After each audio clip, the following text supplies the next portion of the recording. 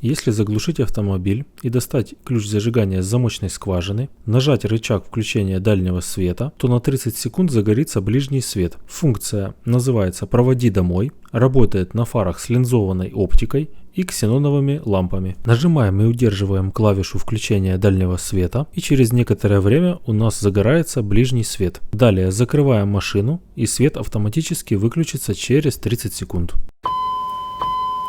При включении задней передачи правое зеркало заднего вида автоматически опускается в нижнее положение, для того чтобы было лучше видно бордюр, ограждение или бровку, и вы не поцарапали колесные диски во время движения назад. Когда переключаем с селектора КПП в положение Drive или паркинг, зеркало заднего вида возвращается в свое стандартное положение. Данную функцию можно отключить, если переключатель зеркал находится в левом положении. Если мы поставим переключатель в правое положение, при включении задней передачи зеркало будет стоять на месте и не дергаться.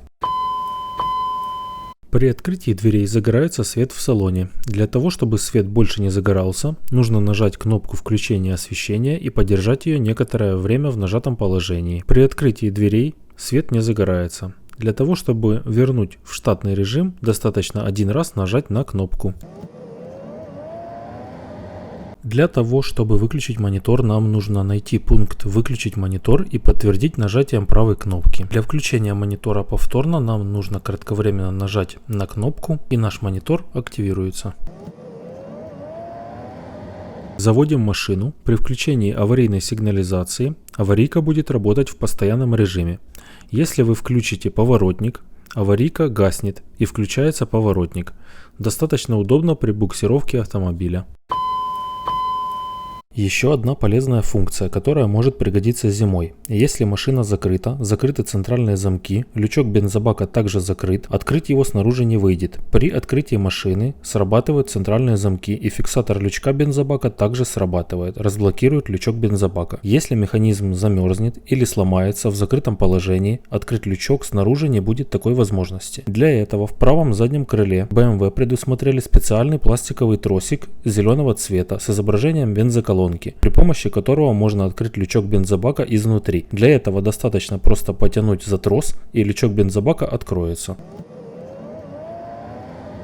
Если вы закрываете автомобиль в ночное время суток, и вам нужно, чтобы в машине загорелся свет, достаточно еще раз однократно нажать на кнопку закрытия на ключе, и свет включится в салоне. Также включится подсветка, которая находится в нижней части зеркала заднего вида. Для того, чтобы назначить нам нужную радиоволну на определенную кнопку на магнитофоне, нужно выбрать радиостанцию и придержать на пару секунд кнопку, на которую мы хотим назначить эту радиоволну. Таким способом можно назначить все пронумерованные кнопки на магнитофоне. Как оказалось, мало кто знает, как работает и какие режимы есть у селектора переключения передач. У нашего селектора есть положение S – Sport. В данном положении машина будет затягивать передачи и делать их более длинными. При кратковременном нажатии селектора в положение с обозначением плюс мы перейдем в ручной режим переключения передач. Машина не будет переключать следующую передачу до момента повторного нажатия селектора в положение плюс или при понижении передачи путем переключения селектора в положение минус. Для выхода с ручного режима управления коробкой передач возвращаем ручку в положение Drive. Касательно скрытой функции панорамного люка и окон, при удержании кнопки открытия на ключе автоматически открываются передние стекла, затем задние и панорамный люк. При удержании кнопки закрытия на ключе сначала закрывается панорамный люк, закрываются задние стекла и передние стекла. Хочу добавить, что данная функция не активна у автомобилей с американского рынка. Ее можно активировать путем кодирования. Если вы передвигаетесь на машине в дождь и у вас включены стеклоочистители в непрерывном режиме, то при остановке у вас будет автоматически включаться режим через один. После начала движения стеклоочистители автоматически перейдут в непрерывный режим. Если в передней или задней фаре перегорела лампа ходовых огней, автоматически включится лампа поворотников и будет светиться в пол накала до момента устранения неисправности и замены лампы на новую. Функция «Стояночные огни» используется в темное время суток, когда машина стоит на обочине трассы. Машина заглушена и габариты выключены. Включаем поворотник и смотрим. Светится габарит с той стороны, в которую включен поворотник. Как видите, габаритные огни включены только в одной фаре. Довольно полезная функция доводчиков стекол. Если между стеклами и дверью появится какое-то препятствие, эта функция не даст закрыть стекла до конца. Активируем, ставим руку, и доводчик автоматически понимает, что у него есть препятствие, и не дает закрыть стекло.